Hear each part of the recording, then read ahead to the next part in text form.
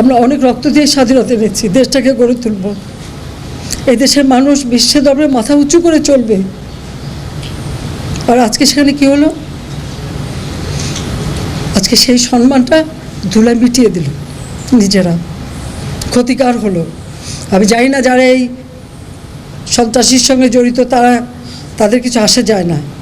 এই টেলিভিশনে যে ধ্বংসযজ্ঞ আমি দেখলাম, এটা কারোর পক্ষে সহ্য করো না। তোমরা রাজাকার, তোমার বাবা রাজাকার, এটা তো তোমরাই করেছো। চেয়েছিলাম অধিকার হয়ে গেছি রাজাকার। আরে রাজাকার তো আমি তোমাদের করি নাই, তোমার নিজেরা স্লোগান দিয়ে তোমাদেরকে রাজাকার, তোমার স্লোগান দিয়েই তোমাদের পরিচয় দিয়েছো। আমি তো তাদের রাজাকার বলিনি, তারা নিজেরাই স্লোগান দিয়ে নিজেদেরকে রাজাকার হিসেবে পরিচিত করলো সকলের কাছে। তুমি কে, আমি কে, রাজাকার রাজাকার, তোমার বাবা আমার বাবা রাজাকার রাজাকার। তার মানে তারা নিজেদেরকেই রাজাকার হিসেবে পরিচয় দিল। আমরা অনেক রক্ত দিয়ে স্বাধীনতা এনেছি, দেশটাকে গড়ে তুলব। এই দেশের মানুষ বিশ্বের দরবারে মাথা উঁচু করে চলবে। রাষ্ট্রপতিকে 24 ঘন্টার আলটিমেটাম, এখানে আলটিমেটাম, ওখানে আলটিমেটাম দেওয়া, একটা মানলে আরেকটা মানলে আরেকটা। তো মুক্তিযোদ্ধা সন্তানদের তো এখন আর ওই বয়স নাই, 5% সেটাও তারা পেয়ে গেল। 11টা 11:30টার দিকে দেখলাম অনেক ছেলে মেয়ে বের হয়ে আসছে, মেয়েরা হল থেকে বের হয়ে আসছে। বাধ্য হলাম, আমরা আগুন দাও দাও করে জ্বলছে, তখন আমি হেলিকপ্টারে করে পানি দিলাম। আজকে সেই সম্মানটা ধুলায় মিটিয়ে দিল। একটার পর একটা তাদের আবদার, তাদের যে দাবি ছিল তার থেকে অনেক বেশি আমরা দিয়ে দিয়েছি। ওই মুক্তিযোদ্ধা এবং মুক্তিযোদ্ধা পরিবার বা মুক্তিযোদ্ধার দিকের জন্য তাদের বেশি ক্ষোভ। আমার কথাটাকে বিকৃত করা হয়েছিল। তারপরে কোটা না মেধা, মেধা না কোটা, তাহলে গোটা মেধার মধ্যে এত তফাতের কি আছে? তাহলে যারা পরীক্ষা দিয়ে মেধাবী তারাই তো পাচ্ছে। মুক্তিযোদ্ধা পরিবারের সন্তান সন্ততিরা কি মেধাবী না? তাহলে মেধাবী কি শুধু ওই রাজাকারের ছেলে মেয়ে? একটার পর একটা তাদের আবদার, এটা করতে হবে, আমরা করে দিয়েছি। পরে আবার ঘুরে যায় সেটা না, আরও চাই। করতে করতে হ্যাঁ, কোটা তাদের যে দাবি ছিল তার থেকে অনেক বেশি আমরা দিয়ে দিয়েছি। কিন্তু একটা জিনিস আমি লক্ষ্য করলাম, ওই মুক্তিযোদ্ধা এবং মুক্তিযোদ্ধা পরিবার বা মুক্তিযোদ্ধার দিকের জন্য তাদের বেশি মানে একটা ক্ষোভ। আমার একটা কথা নিয়ে তারা কতদিন প্রতিবাদ করলো। কি কথা বলেছিলাম আমি? আমার কথাটাকে বিকৃত করা হয়েছিল। আমি বলেছিলাম মেধা, মেধা, মেধা, কোটা না মেধা। তো কোটা আমাদের নারীর কোটা, প্রতিবন্ধীদের কোটা, নৃগোষ্ঠীর কোটা, প্রত্যেক জেলার কোটা, মুক্তিযোদ্ধা পরিবারের কোটা, সেগুলো তো আমি বাতিলও করে দিয়েছিলাম। তারপরে কোটা না মেধা, মেধা না কোটা, তাহলে গোটা মেধার মধ্যে এত তফাতের কি আছে? এখানে মেধাই তো হয়। প্রথমে প্রিলিমিনারিতে তাদেরকে পরীক্ষা নেওয়া হয়, এরপর লিখিত পরীক্ষা হয়। লিখিত পরীক্ষায় পাশ করলে তখন তাদের ভাইবা নেওয়া হয়। ভাইবা নেওয়ার পরে তারপর যখন পদায়ন করা হয় তখন যারা মেধাবী তারাই পায়। আর অবশ্যই কোটাগুলি ভাগ করে দেওয়া হয়। তাহলে যারা পরীক্ষা দিয়ে মেধাবী তারাই তো পাচ্ছে। সেই সূত্রে আমি বলেছিলাম যে কি মেধাবী কি শুধু মানে মুক্তিযোদ্ধা পরিবারের সন্তান সন্ততিরা কি মেধাবী না? তাহলে মেধাবী কি শুধু ওই রাজাকারের ছেলে মেয়ে?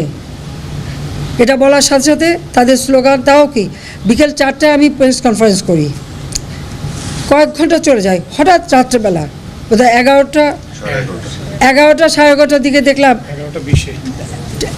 অনেক ছেলে মেয়ে বের হয়ে আসছে, মেয়েরা হল থেকে বের হয়ে আসছে। তাদের স্লোগানটা কি?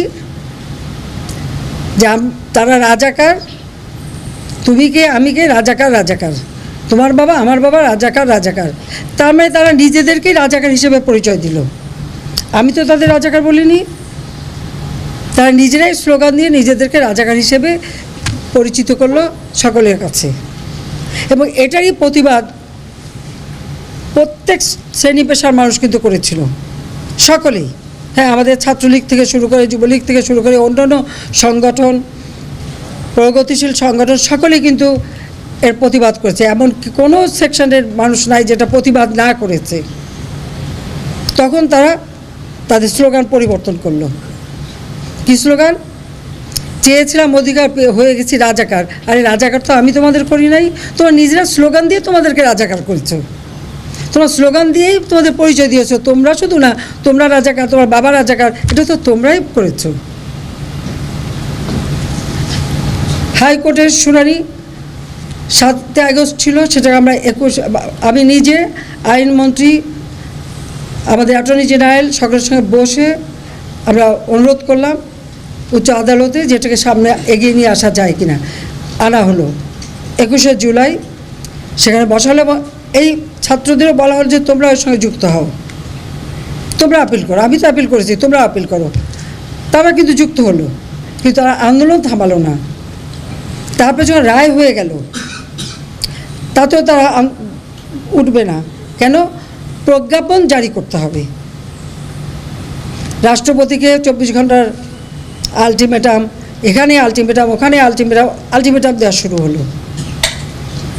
এটা কোন ধরনের কথা? একটা মানলে আরেকটা, আরেকটা মানলে আরেকটা। 1 দফা কোটা সংস্কার, তার থেকে চলে গেল 3 দফা, তারপরে 6 দফা, তারপরে 8 দফা, তারপরে আবার 4 দফা। যখনই যেটা চাচ্ছে যেই দিয়ে দিই তখন আরও একটা দফা। এই করতে করতে যখন প্রজ্ঞাপন, আইনমন্ত্রী বলেন এটা তো সময় লাগে। তারপর আইনমন্ত্রী কিছু বলে দিলেন যে আমি মঙ্গলবারে প্রজ্ঞাপন করে দেবো। ঠিক সেই মতো প্রজ্ঞাপনও করে দেওয়া হলো। প্রজ্ঞাপন যখন পেয়ে গেল, তারা যা চেয়েছিল তার থেকে বেশি, তাদের 90% ছিল, 93%। আর মুক্তিযোদ্ধা ছেলে মেয়ে সন্তান লেখা হলো। তো মুক্তিযোদ্ধা সন্তানদের তো এখন আর ওই বয়স নাই যে 30 বছরের কেউ না যে তারা এখন চাকরি পাবে।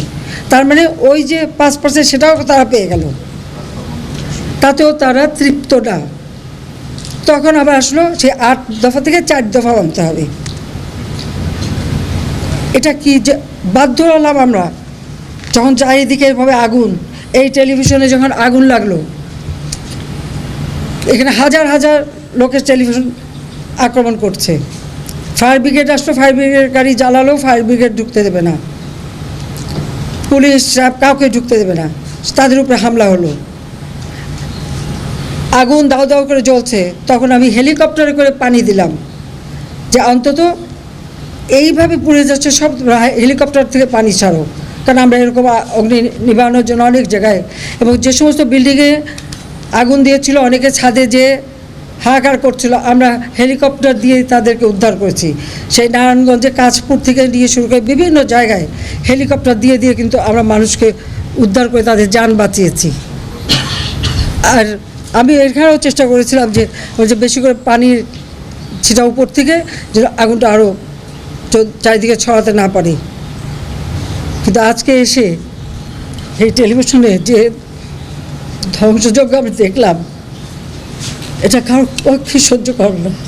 দেখো, এখনো পর্যন্ত সরকারি সূত্রে আমরা যেটা জানতে পারছি যে আগামী 48 ঘন্টার মধ্যে শেখ হাসিনা ভারত ছাড়তে পারেন, এবং সেক্ষেত্রে তার পরবর্তী গন্তব্য ইউরোপের কোনো দেশ হতে পারে।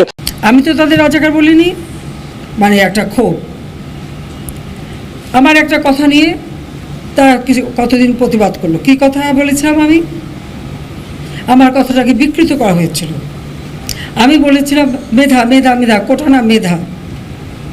তো কোটা আমাদের নারীর কোটা, প্রতিবন্ধীদের কোটা, নৃগোষ্ঠীর কোটা, প্রত্যেক জেলার কোটা, মুক্তিযোদ্ধা পরিবারের কোটা, সেগুলো তো আমি বাতিলও করে দিয়েছিলাম।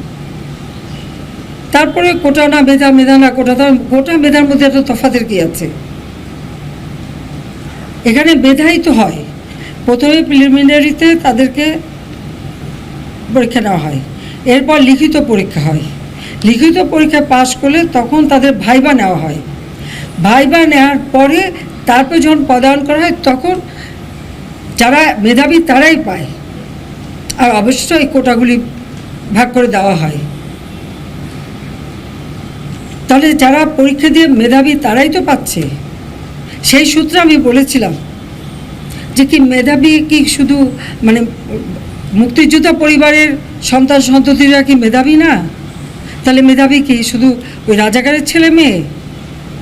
এটা বলার সাথে সাথে তাদের স্লোগান, তাও কি বিকেল 4টায় আমি প্রেস কনফারেন্স করি, কয়েক ঘন্টা চলে যায়। হঠাৎ রাত্রেবেলা বোধহয় 11টা 11:30টার দিকে দেখলাম অনেক ছেলে মেয়ে বের হয়ে আসছে, মেয়েরা হল থেকে বের হয়ে আসছে। তাদের স্লোগানটা কি? যে তারা রাজাকার, তুমি কে আমি কে, রাজাকার রাজাকার, তোমার বাবা আমার বাবা, রাজাকার রাজাকার। তার মানে তারা নিজেদেরকে রাজাকার হিসেবে পরিচয় দিল। আমি তো তাদের রাজাকার বলিনি। তারা নিজেরাই স্লোগান দিয়ে নিজেদেরকে রাজাকারী